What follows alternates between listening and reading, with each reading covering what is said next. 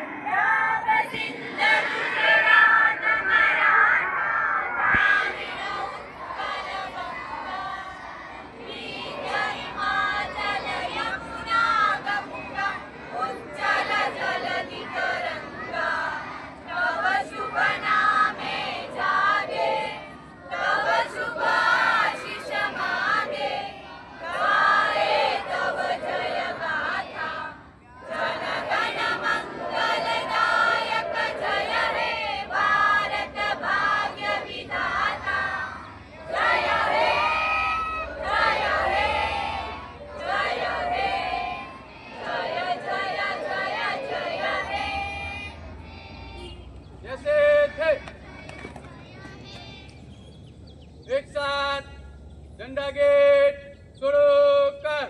विजय विश्व तिरंगा प्यारा, झंडा ऊंचा रहे हमारा, सदा शक्ति बरसाने वाला, प्रेम सुधा बरसाने वाला, वीरों को हरसाने वाला, मातृभूमि का तन मन सारा, झंडा ऊंचा रहे हमारा, शान नहीं सकी जाने पार, चाहे जान भले ही जाए, विश्व विजय करके दिखलाए, तब होवे परिपूर्ण हमारा, झंडा ऊंचा रहे हमारा, विजय विश्व तिरंगा प्यारा, झंडा ऊंचा रहे हमारा.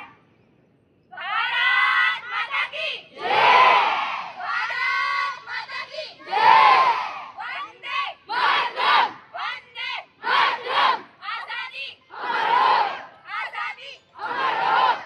તો હવે આપણે ધ્વજવંદન પછી છોકરીઓનો રાસનો કાર્યક્રમ છે, તો આપણે કોપીરાઇટના હિસાબે આપણે સોંગ નથી ચાલતા, એટલા માટે છોકરીઓનો ટૂંકો બ્લોગ બનાવેલો છે આપણે. તો હવે આપણો બીજો પણ પ્રોગ્રામ ચાલુ થઈ ગયો છે. તેમાં કેસરી સફેદ લીલા કપડાં પહેર્યા છે છોકરીઓએ, અને તે પણ રાસ કરે જ છે. અને આપણે રાસ જોઈને આનંદ પણ માણીએ છીએ. તો હવે ધોરણ 4-5ના છોકરીઓ આવી ગઈ છે રાસ કરવા માટે, અને તે લોકોએ સફેદ કપડાં અને કાળી પેન્ટ પહેરીને નૃત્ય સારું કરે છે. મુનિ પણ તું, નારી તું નારાયણી, ને નારદ મુનિ પણ તું શક્તિ કમજોર અને દુખી પણ તું શક્તિ કમજોર અને દુખી પણ તું કરે પ્રપાત થાય અનર્થ, તું કરે પ્રપાત થાય અનર્થ, તારી આગળ તલવારની ધાર પણ વ્યર્થ, તારી આગળ તલવારની ધાર પણ વ્યર્થ, તું પ્રેમનો સાગર ને સ્નેહની સરિતા પણ તું પ્રેમનો સાગર ને સ્નેહની સરિતા પણ જો કોઈ ઝંઝેરે ને તો ઝેરીલી નાગણ પણ જો કોઈ ઝંઝેરે ને તો ઝેરીલી નાગણ પણ તું સતી ને સીતા રાધા ને મીરા પણ તું સતી ને સીતા રાધા ને મીરા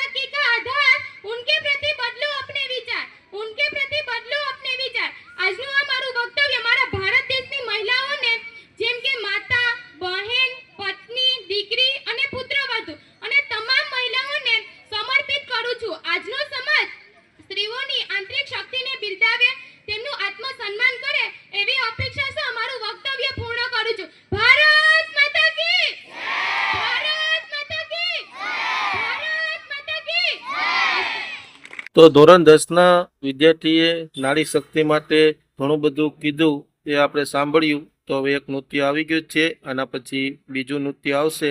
તો આ લોકોનું પણ આપણે થોડુંક નૃત્ય જોઈ લઈશું અને પછી પાછું આપણે એક નાટક છે તે પણ જોશું.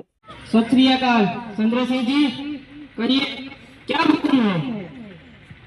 उत्तर मेरी एक बात मानेगा? कहिए।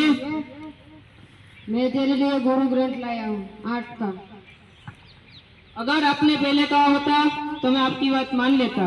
अब मौत सामने है और मैं परमेश्वर को याद करूंगा तो वो कहेगी मैं बुद्धिमान हूँ। नहीं चंद्र सिंह जी, मैंने जिसी तरह जीवन गुजारा है उसी तरह मुझे जीवन से जाने दीजिए। और वैसे भी परमात्मा को याद करने की क्या जरूरत, वो तो हमारे अंदर ही है ना। आज क्या तारीख है? आज 23 मार्च है। और कल? और कल तो बहुत दूर है बेटा, तू घबरा मत, कुछ नहीं होगा बेटा, कुछ नहीं होगा। नहीं चंद्र सिंह जी, मैं नहीं घबरा रहा हूँ, लेकिन आप क्यों घबरा रहे हैं? आपके सामने तो कितने आए और कितने गए, फिर आप? पुत्र कितने आए और कितने गए, पर तेरे जैसा ना कोई आया है और ना कोई आएगा। हाँ, गवर्नमेंट ने भगत सिंह, सुखदेव और राजगुरु को एक दिन पहले फांसी देने का फैसला किया है। मैं इस फैसले की वजह जान सकता हूँ? पूरा कंट्री आज रात भर जागने वाला है। सबकी निगाह भगत सिंह, सुखदेव और राजगुरु की फांसी पर है और लखनऊ के सारे लोग सुबह तक जेल के बाहर जमा हो जाएंगे। लेकिन भगत सिंह की लाश के साथ जुलूस निकालना, इसकी परमिशन गवर्नमेंट किसी हाल में नहीं दे सकती। मतलब भगत के मरने के बाद भी ब्रिटिश सल्तनत पर खतरा है? सर, ये आज से पहले हिस्ट्री में कभी नहीं हुआ। लॉर्ड इवनिंग और गांधी जी के बीच में जो समझौता हुआ है उसके मुताबिक भगत को हमें छोड़ देना चाहिए। ये तुम क्या बोल रहे हो? भगत सिंह को रिहा करने के बारे में तुम सोच भी कैसे सकते हो? मैं सोच सकता हूँ क्योंकि मैं सत्य जानता हूँ और सत्य ये है कि भगत को हमें छोड़ देना चाहिए। मत बोलो जेलर, जस्टिस टू जस्टिस काम करना यह हमारा काम है। कानून हम बनाते हैं और हमारा मन चाहे तब उस कानून को हम तोड़ भी सकते हैं। कानून के आगे सवाल करने का हक तुमको नहीं है जेलर, तुम्हें तो सिर्फ हमारे ऑर्डर्स फॉलो करने चाहिए। यू आर राइट सर, मुझे तो सिर्फ आपके ऑर्डर फॉलो करना चाहिए।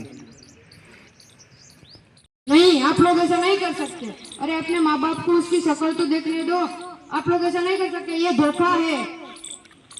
आप लोग ऐसा नहीं कर सकते। अरे अपने माँ बाप को उसकी आखिरी शक्ल तो देखने दो। आप लोग ऐसा नहीं कर सकते। निकलो भारत से अंग्रेजों, निकलो। आप लोग ऐसा नहीं कर सकते, निकल जाओ भारत से। आप लोग ऐसा नहीं कर सकते, निकलो भारत से, निकलो।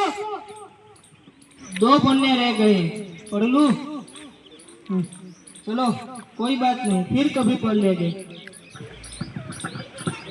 राजगुरु दफा 121 और दफा 302 के तहत फांसी। सुखदेव दफा 121। તો હવે ભગતસિંહના પછવાડથી આઠું પણ બાંધી દેશે તનતન કેદીઓના ને હવે તે લોકોને લઈ જાય છે ફાંસીના ફંડા તરફ. તો હવે ત્યાંથી એ લોકો રાઉન્ડ મારીને આવશે તો ફાંસીનો ફંડો તૈયાર કરે છે. તો હવે ફાંસીનો ફંડો તૈયાર થઈ ગયો છે. તો તે લોકોને લઈને આવે જ છે ભગતસિંહને.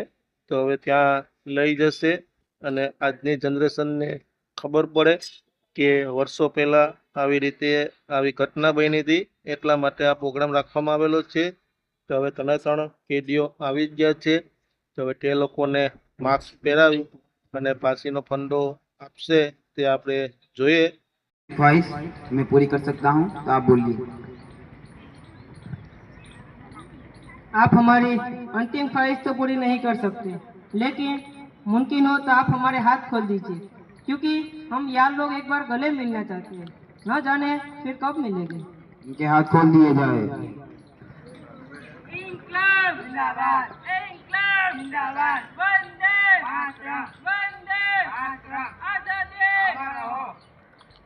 તો હવે 3 કેદીઓને મોઢા પર કાળું કપડું નાખી દેશે અને જેવી રીતે જેલર ફાંસીની સજા સુનાવે છે તેવી રીતે જ અહીંયા આપણો નાટક પ્રસ્તુત કર્યો છે.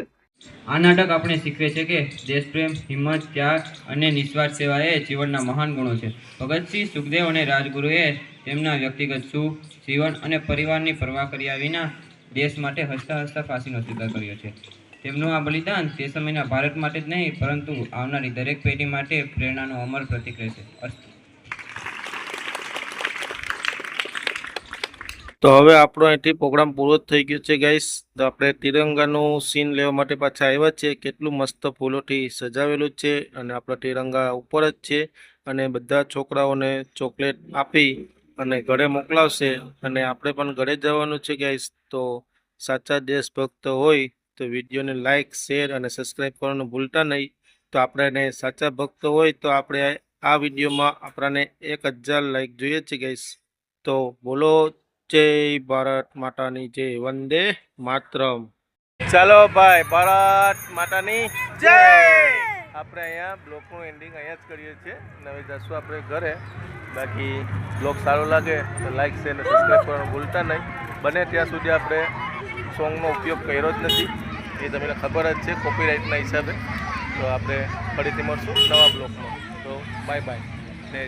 જય ભારત માતાની જય.